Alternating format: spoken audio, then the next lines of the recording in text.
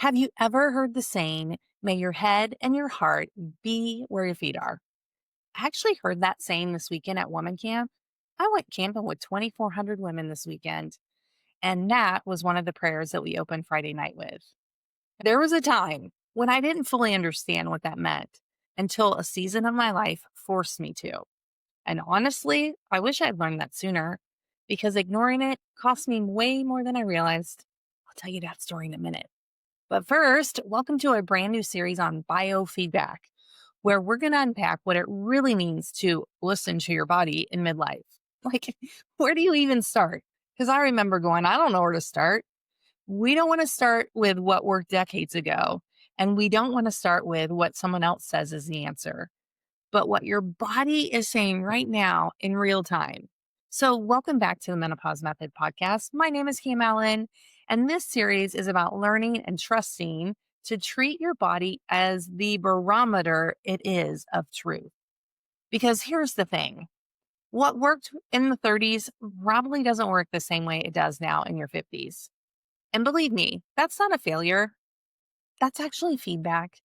And feedback is the fastest way to change when you know how to listen. So that's what this episode's about. So let's back into that story I mentioned at the beginning. So I was 49 years old. I had gone to the gynecologist and she mentioned, your uterus feels a little enlarged. I want you to go have an ultrasound. That's when I found out I had fibroids. I kind of knew that my belly was expanding. I knew my energy was kind of off. I knew I just didn't feel like myself. But I also knew deep down that I wanted to keep my body parts. But the expert, the doctor I was referred to, said surgery was the only solution for fibroids. And honestly, I listened to her over my own instinct in my own body. So I had a complete hysterectomy.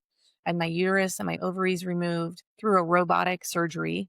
And literally, I birthed myself into menopause. And that exact same week, I started classes to become a holistic health coach. So picture this, I'm in bed, incisions are still fresh, I'm bloated from surgery, I'm recovering from surgery while learning about hormones, how my body works, how it heals. I actually knew very, very little about midlife. I was living in the opposites, losing part of me while finding a deeper connection to myself, like literally the same week. Healing on the outside while beginning to wake up on the inside. That was my first real lesson in biofeedback. My body was telling me the truth the whole time, like, don't do this thing. But I just wasn't present enough to listen. My feet were not on the ground, if you will. So let's look through biofeedback when we are starting to pay attention through our four bodies. When your head and your heart finally meet where your feet are. In the physical body, that could be like bone deep fatigue that coffee just couldn't touch. I had that in my 40s. Maybe you're having night sweats soaking the sheets or cravings that hit like clockwork every day at 3 p.m. Those are not random annoyances. They're actually messages from your body. So try the awesome awful test. After a meal, after a workout, or even a night's sleep, pause and ask yourself, did that feel awesome or do I feel awful? That's real time feedback. Just ask yourself, was it awesome or awful? What does it look like in your emotional body? Have you ever snapped at your partner or burst into tears in the pantry over like something that was so silly? That's not a weakness. That's actually your unconscious mind, which drives about 95% of your decisions, speaking through your body. Those emotions are waving feedback flags. Hey, lady, pay attention. I like to say our body whispers and then it talks a little louder before it screams.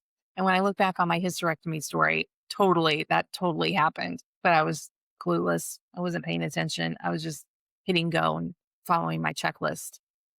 Okay. So what does it look like in your mental body? Have you ever walked into a room and you forgot why? Or maybe you've read the same sentence 3 times and you it still didn't go in? That fog isn't proof you're failing. It's actually feedback that you're overloaded. It's your body's way of pulling back into the present moment. Okay. What about your spiritual body? That restlessness, autopilot feeling like you're just going through the motions. Or maybe you ask yourself, what's the point? Like, why am I even here? Like, what am I doing? That's also feedback. For me, I feel that when I've gone too long, when I have been too busy, when I haven't spent time alone in prayer and meditation or in nature, that's when I know it's time to reconnect with myself. The moment I pause, breathe, and connect, I remember that my life actually matters right here and right now. So here's why this matters. About 95% of our daily decisions are run unconsciously, which means your body, your cravings, your sleep patterns, your emotions, that is all the unconscious mind talking. And when you override those signals and you ignore the most reliable truth you have, you're missing something. Biofeedback is simply learning to notice how your body is talking to you. So, I have an experiment for you this week. Be an experiment of one. Once a day, I want you to pause and ask, what is my body saying right now? Run that awesome, awful test. Did this choice move me towards feeling steady and alive and like energized? Or did it move me away from it? Like I just want a box of crackers and a nap on the couch. Get still with it. Maybe write down your thoughts. Whatever bubbles up first when you're in a calm mode, that is your unconscious mind talking to you. Maybe pray about it. By the end of the week, I hope that you'll see some patterns. And those patterns will feel like your body is holding up a mirror to you. Now, this is just the beginning. Next week, we're going to look at sleep and why those 3 a.m. wake ups matter more than you think. I know that when you get your sleep on track, mood, energy, cravings, workouts, all of that also comes back online. In the next episode, we'll dig into energy and cravings and how sugar cravings really might be your body asking for something deeper or maybe something sweeter. And then in the third episode, we're going to explore stress and recovery. How do you know you're building resilience? And how do you know when you're burning yourself out? And then finally, we'll finish with digestion and mood because it's not just what you eat, but it's also the environment that you eat in. That also changes everything. Each episode will end with a small experiment for the week so you can try it in real time because awareness without action doesn't really change much. But when you're present to your body's truth, everything begins to shift. So let me circle back. May your head and your heart be where your feet are. That is the essence of biofeedback. Noticing the present enough to notice what your body is already saying to you. And you're not outsourcing it. You're not pushing it off, giving your authority away to the experts, but you're actually tuning in and listening to what your body has to say. And if you'd like a way to practice through this movement, come join me on the Menopause Minis. These are 10-minute strength workouts designed to meet you where you are, enough to build strength, but never so much so they break you down and leave you on the couch. The link is in the show notes. And you can use Cam YouTube, one word, to save $20. I hope you use the coupon and I hope you join me inside the minis. Because Healthspan isn't about doing more, it's about noticing more and then making choices from there. Thank you for being here. I can't wait to see how your awesome, awful test goes. And I'll see you next week.